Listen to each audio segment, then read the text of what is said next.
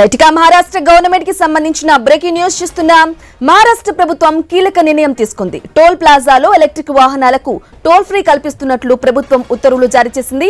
అటల్ సేతు సహా అన్ని toll ప్లాజాల్లో electric వాహనాలకు టోల్ ఛార్జీల నుంచి మినహాయింపు ఇచ్చారు. ఇక M2, M3, M6 కేటగిరీకి చెందిన ఎలక్ట్రిక్ 4 వీలర్స్ తో పాటు M3, M6 కేటగిరీకి చెందిన ప్రైవేటు ఎలక్ట్రిక్ బస్సులకు టోల్ ఫ్రీ కల్పించారు. రాష్ట్ర రవాణా సంస్థ STU కు చెందిన ఎలక్ట్రిక్ బస్సులకు మినహాయింపు ఇస్తున్నట్లు మహారాష్ట్ర సర్కార్ ప్రకటించింది.